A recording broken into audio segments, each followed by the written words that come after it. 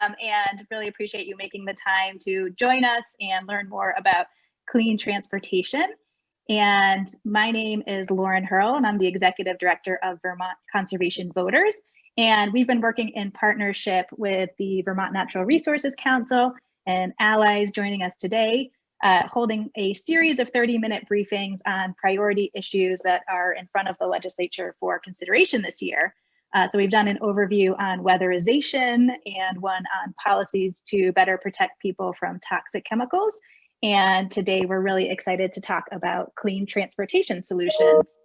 And we're really at this really interesting moment on transportation, knowing that, as you'll hear from our speakers, that almost half of our state's climate pollution comes from transportation. We know there are inequities and other shortcomings in our current system.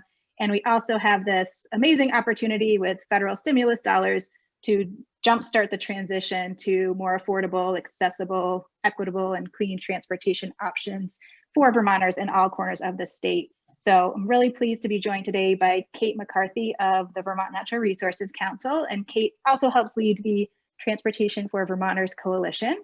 We're also joined by Robb Kidd of the Vermont chapter of the Sierra Club. We'll discuss current legislative proposals. And finally, we'll hear from Ben Edgerly Walsh of the Vermont Public Interest Research Group, who will discuss how the legislature's work intersects with federal funding opportunities and the Climate Council that was established in last year's Global Warming Solutions Act. Now I'd like to turn it over to Kate McCarthy. Great, thank you, Lauren.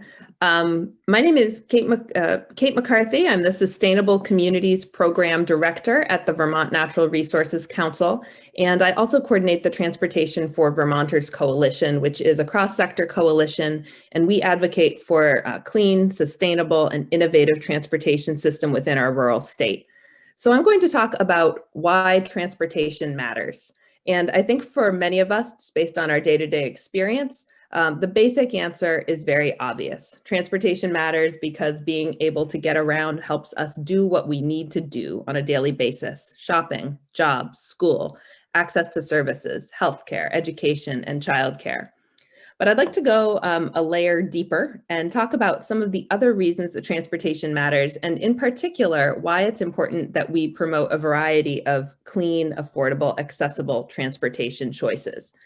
I'm going to do that with a few slides. So why advance clean transportation and mobility choices? As Lauren said, greenhouse gas emissions are the first reason. Transportation accounts for nearly 50% of our greenhouse gas emissions, and the majority of these emissions do come from personal vehicles.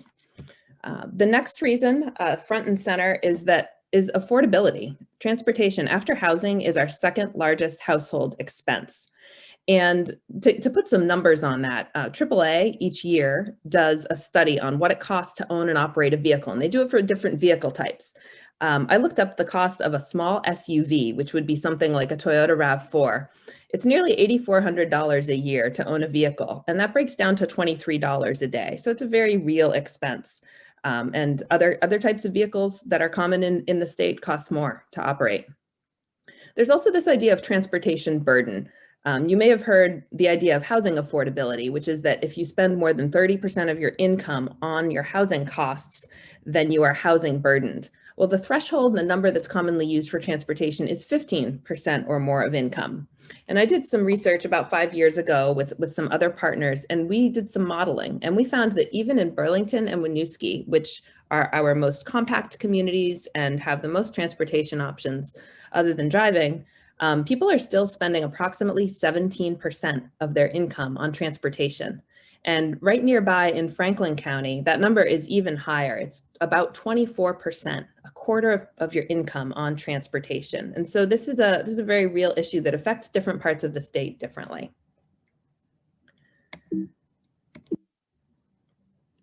The next reason that transportation choice, particularly clean transportation choices and active transportation choices, are important is public health.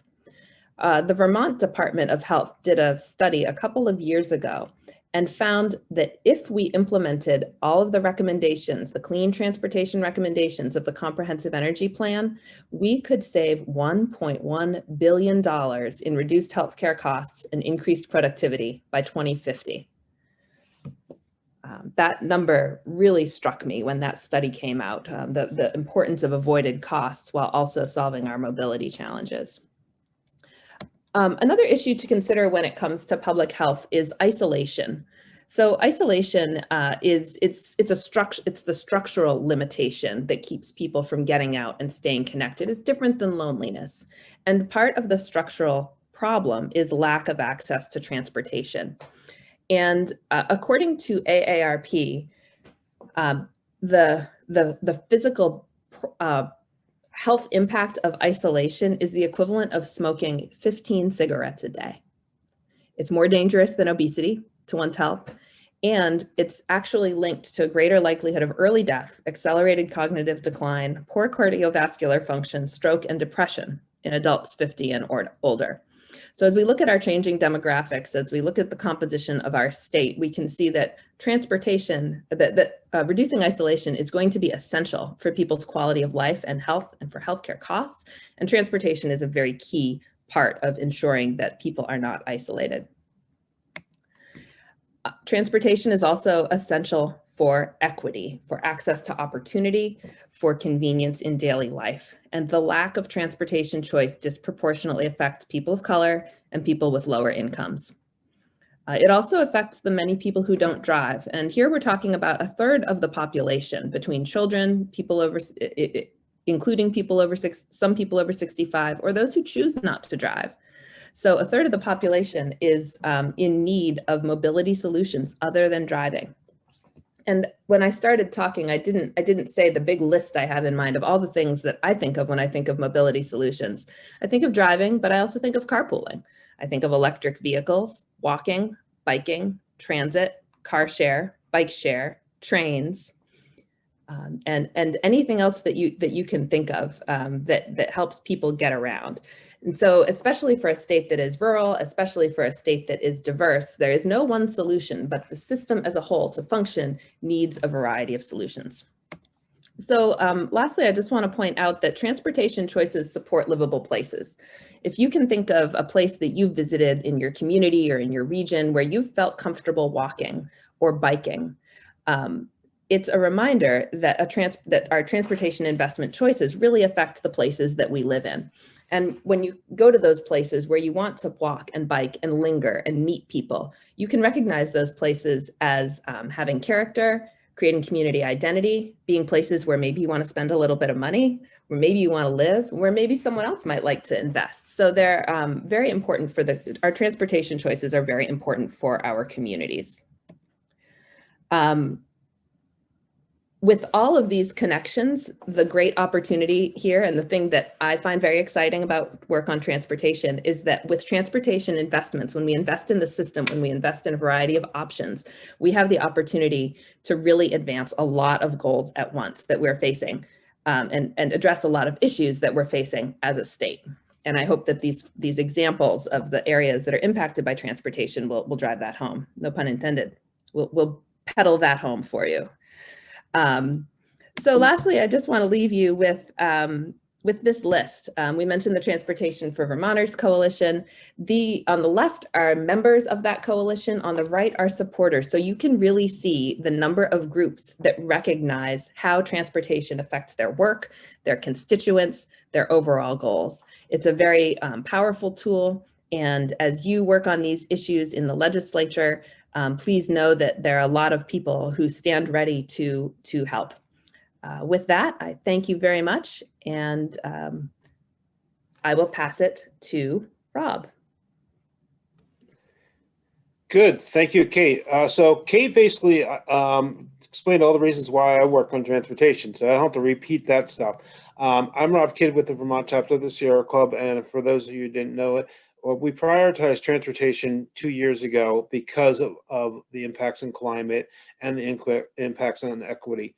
So I'm going to briefly talk about the transportation bill, and it was just formally given the number H433 for this year. And I just want to put a couple of the highlights in it. So because the transportation bill is actually, I think it's going to be $684 million this year, but there's some really good programs in it that were going to help us meet our carbon goals, address equity, and address a lot of these particular concerns. The new EV incentive program, we're increasing another $3 million to that program with $250,000 for driver electric.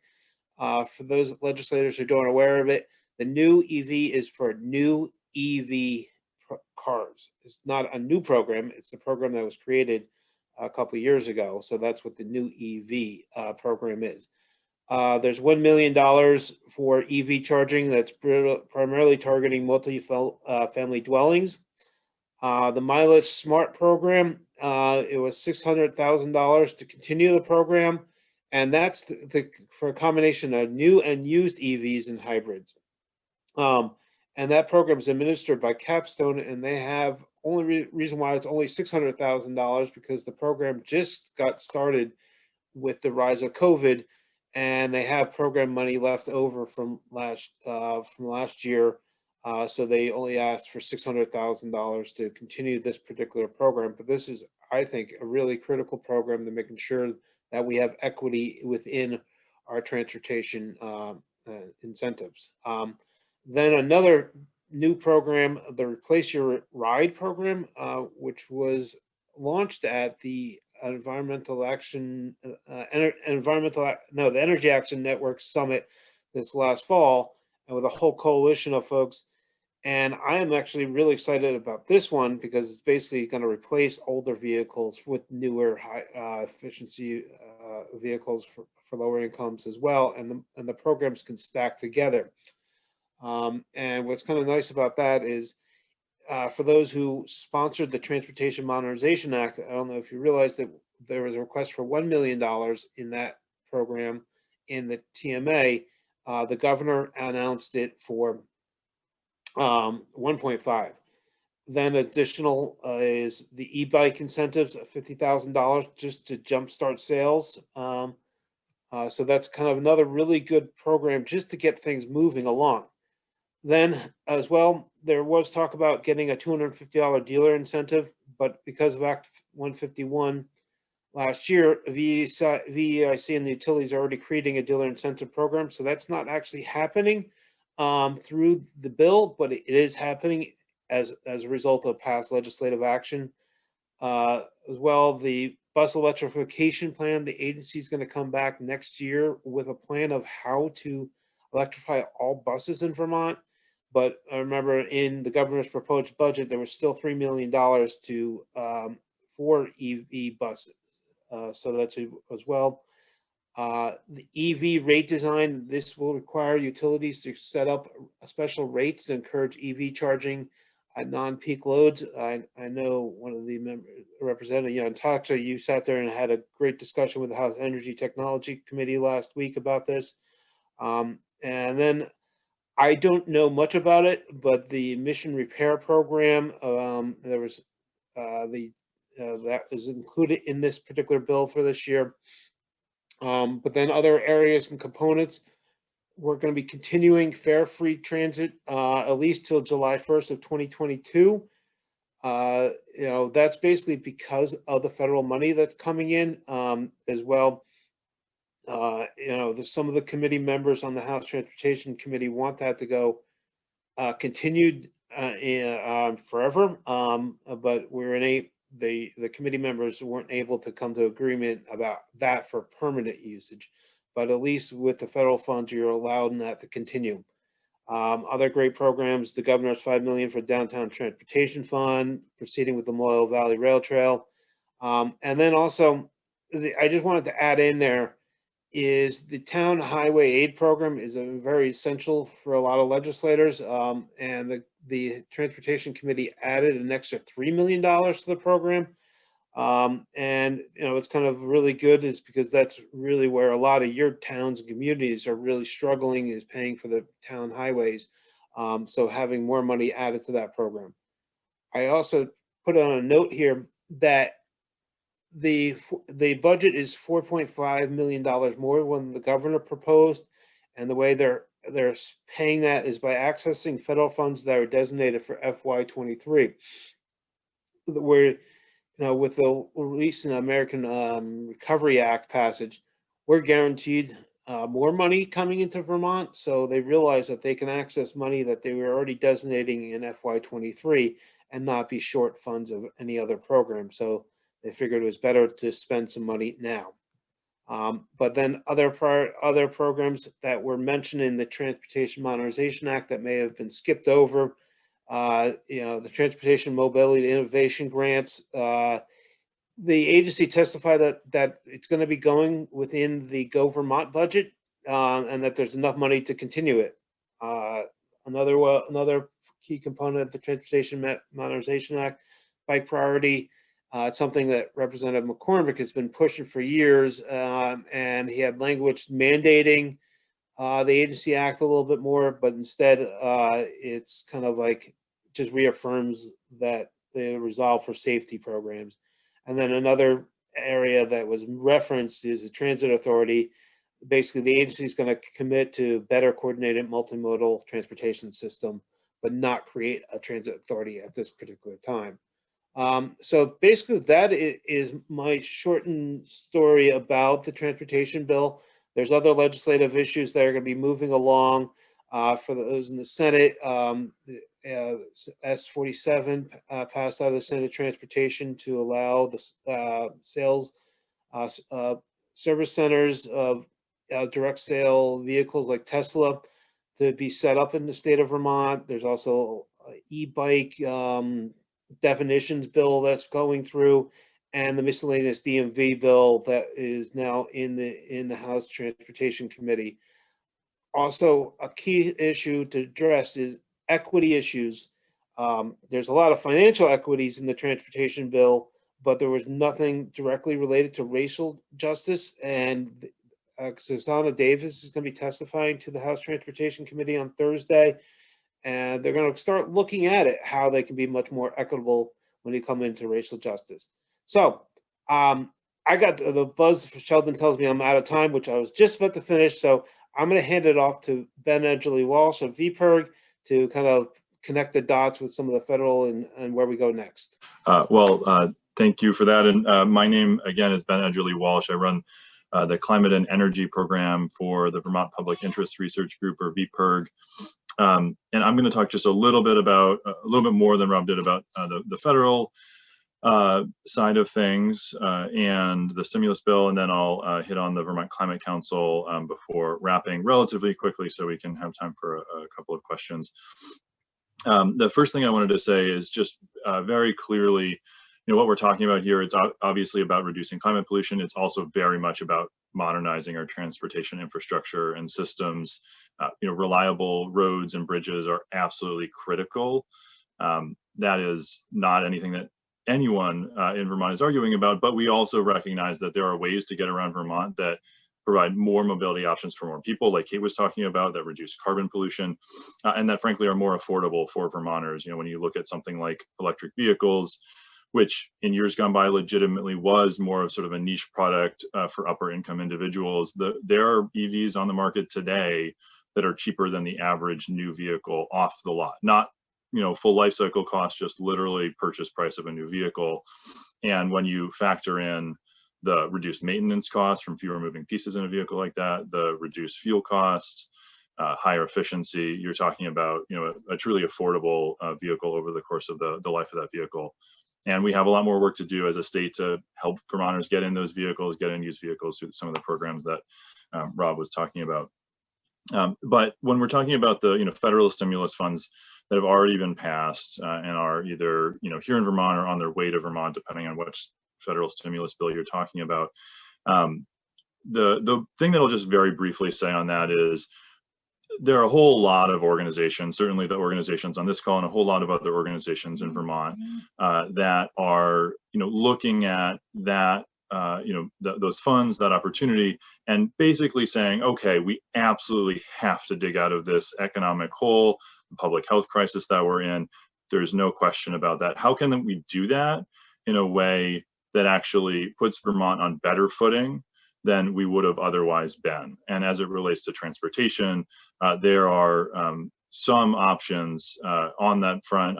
I think there frankly are probably more in other arenas when you're looking at broadband, when you're looking at putting people to work, up in attics, getting homes weatherized. There are just a lot of good opportunities to help Vermont, to use the phrases being bandied about this country, build back better. Certainly, we're also looking for opportunities there on the transportation side of things. And then, of course, there is the possibility of an infrastructure bill coming down the road, excuse the pun, that would obviously provide a lot more funding for Vermont and everyone else in this country to invest in traditional and more modern transportation infrastructure. I wanted to very briefly share my screen and just show you a couple of slides. So I'm going to talk about the Vermont Climate Council in just a moment. What I'm showing you here is EV deployment as of essentially today. This is the 2020 numbers are maybe 6 months old. And then in 2025, what the Energy Action Network has projected we would need in terms of EVs on the road in one potential scenario for hitting the Paris Climate Accord targets that we have in statute now.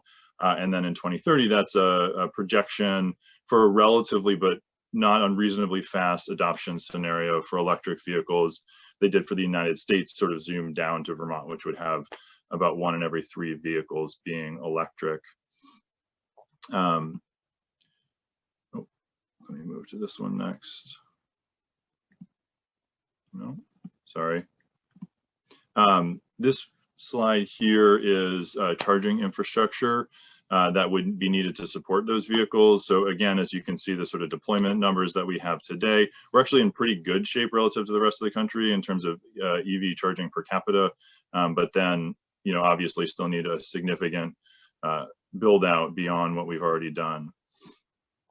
So I just note that as one example that's sort of easy to put hard numbers on of how much more work we have to do in modernizing our transportation infrastructure. So that brings me to the Vermont Climate Council, and their work under the Global Warming Solutions Act is to put together a blueprint for how to get to our 2025 climate targets. They also have targets that they're aiming at, that the state is aiming at for 2030 and 2050.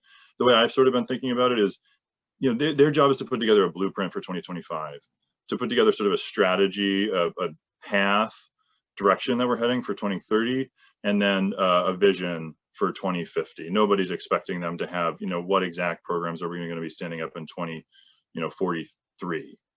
That's not their job. But there's a real opportunity here before their plan is due in December to really lay out some incredible programs and opportunities for Vermont, again, to cut our climate pollution as we have to do, but also to make transportation more affordable and more accessible for Vermonters in really every corner of the state. So I'm excited to see their work. I'm excited that it's well underway, and I'm excited to see the product that they come up with in December. With that, I will stop, and I guess we will take any questions. I know we just have a few minutes left.